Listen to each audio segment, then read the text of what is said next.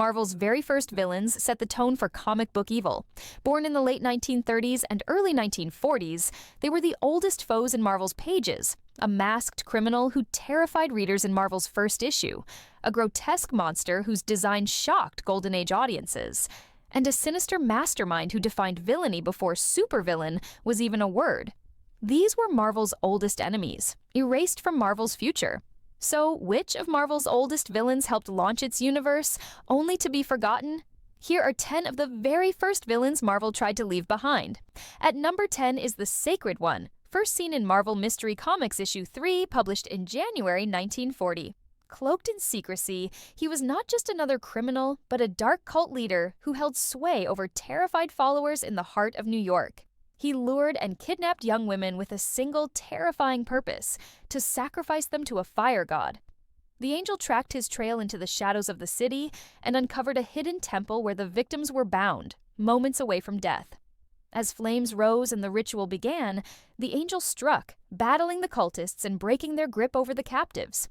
In the final clash, the Sacred One fell, killed in the chaos he had unleashed. He never returned, ending his story in that single issue. Though forgotten, his image as a fanatical cult leader laid the path for Marvel's later occult threats, echoed decades later in the cult of Chthon and the shadowed foes faced by Doctor Strange. At number 9 is Bardak, the savage ape who appeared in Marvel Mystery Comics, issue 2, published in December 1939, when the company was still known as Timely Comics. In Khazar's jungle adventure, Bardak was described as an ape with a human brain. His story begins when he discovers a mirror left in the jungle. Fascinated by the object, Bardak refuses to surrender it to Khazar's allies. His obsession quickly turns into violence, as he gathers other creatures of the jungle to follow him. Khazar confronts the beast in a brutal struggle that shakes the wilderness. Bardak, enraged and unyielding, swears revenge during the fight, but his defiance comes to a deadly end when Khazar defeats him. The ape never returned again, making his appearance a single chapter in Marvel's earliest history. Still, Bardak is marked as one of Marvel's earliest monster foes. Forgotten after that issue, Bardak remains one of the very first wild and primal foes to test a Marvel hero during the Golden Age of comics.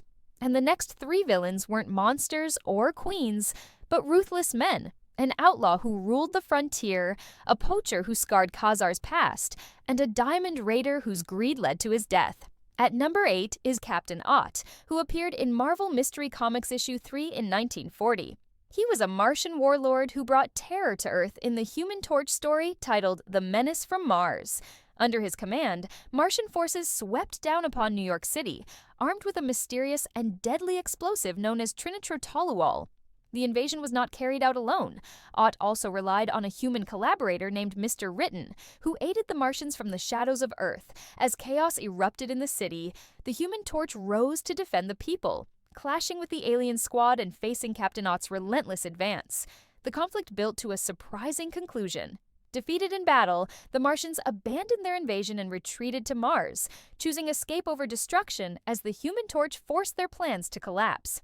Captain Ott and his forces vanished after that moment, remembered today as Marvel's very first alien warlord, a forgotten precursor to decades of later cosmic threats. At number 7 is Queen Ursula, who appeared in Marvel Mystery Comics issue 2 on December 1939. Ursula was one of Marvel's earliest female villains, ruling as the tyrannical queen of a small European nation called Castile d'Or.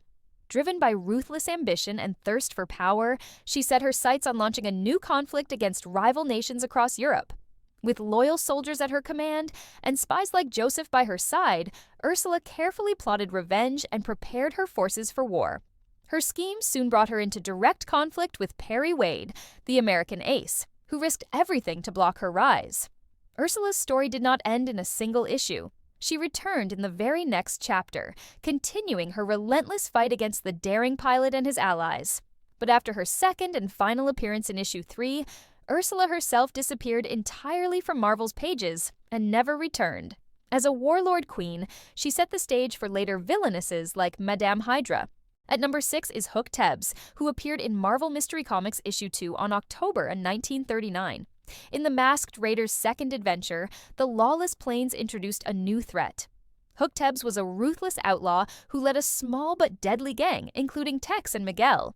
Together, they ruled over a lawless settlement that became a haven for wanted men, a place where fugitives gathered freely. From this stronghold, Tebbs and his men spread fear, terrorizing nearby ranches, raiding homesteads, and striking at anyone who opposed them.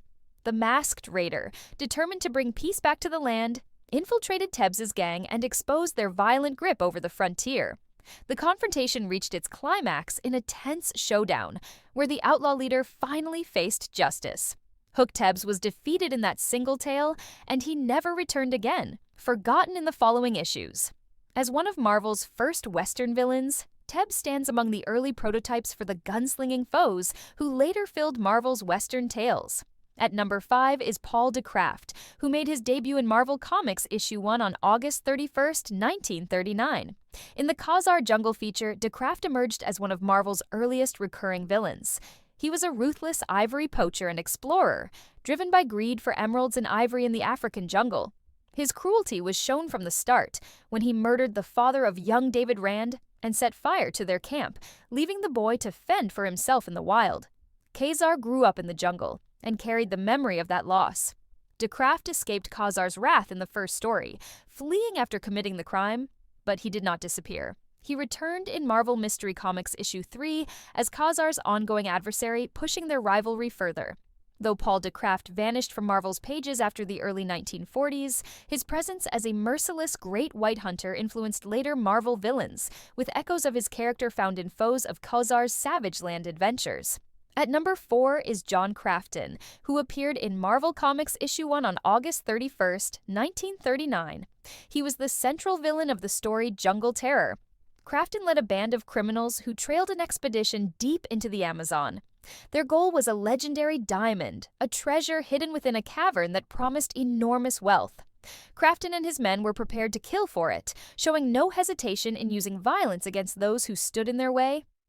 The tension built as the treasure hunters closed in on the cavern's heart, but their greed became their downfall. Indigenous warriors struck back, defending their lands from exploitation. In the chaos, Crafton and his accomplice were killed, their bodies falling among the glittering diamonds they had tried to steal. Crafton never returned after that single issue. He was quickly forgotten, yet his role as a ruthless treasure raider echoes in later Marvel villains, influencing groups like Hydra in their relentless hunt for artifacts of power. Now, the last 3 take us back to Marvel's very beginning. A jungle criminal, a hidden mastermind who betrayed the angel. Now, the last 3 take us back to Marvel's very beginning. A crooked baron, a hidden mastermind who betrayed the hero, and the first gangster ever to battle the Human Torch. At number 3 is Cal Brunder, who appeared in Marvel Comics issue 1 on August 31st, 1939. In the Western feature The Masked Raider, Brunder emerged as a ruthless cattle baron who used power and intimidation to expand his control. He sent hired gunmen to ride across the frontier, terrorizing homesteaders and forcing them to sell their land at unfairly low prices. With his wealth and influence, Brunder even bent the local sheriff to his will, making the law an ally of his schemes. For the settlers, resistance seemed impossible until the Masked Raider, Jim Gardley, rode into town. The raider exposed Brunder's corruption and rallied the victims of his reign, battling the hired guns and ending the stranglehold that Brunder had forced upon the community. After that single story, Brunder was never seen again, disappearing from Marvel's pages. Forgotten as a character, he still stands as an early example of the corrupt land baron archetype later echoed in villains like Clay Riley of Two Gun Kid fame. At number 2 is Dr. Horace Lang, who appeared in Marvel Comics issue 1 on August 31st, 1939. In the Angel's very first adventure, Lang was introduced as a respected criminologist who appeared eager to help clean up the city. He advised the police to work with the Angel to bring down the notorious Six Big Men, a network of crime lords holding power over the streets. The Angel accepted the mission, striking at the gangs one by one until the syndicate was destroyed. But when the dust settled, the shocking truth was revealed. Dr. Lang himself was the true mastermind, the big boss who had manipulated the hero into eliminating his rivals so he alone could take control. The Angel discovered the deception and turned Lang over to the police, ending his ambitions. Dr. Lang never returned after that single tale. As a villain hidden in plain sight, he stands as one of Marvel's first twist-ending masterminds, a pattern later echoed in countless Marvel stories. At number 1 is Anthony Tony Sardo, is the first villain to appear in the first Timely Comics issue 1, later called Marvel Comics, which was published in 1939. Sardo was a ruthless racketeering gangster who crossed paths with the newly created Human Torch in his origin story. When the android torch first ignited, Sardo saw an opportunity to use him as a weapon for his criminal empire. Pretending to offer guidance, he manipulated the torch into committing arson, tricking him into burning down the warehouse of one of his rivals. But Sardo's scheme quickly unraveled. Once the Human Torch realized the truth, he turned against the gangsters, bringing their violent reign to an end. The battle erupted into flames, and in the chaos, Sardo's own actions sealed his fate. He died during the confrontation, never to return in Marvel's pages again. Forgotten as a character, Tony Sardo still set the tone for the kind of villains Marvel would embrace. His criminal methods later echoed in crime bosses like the Kingpin. Which of these Golden Age villains deserves a return to modern comics? Let us know in the comments, and don't forget to like, share, and subscribe for more hidden comic history.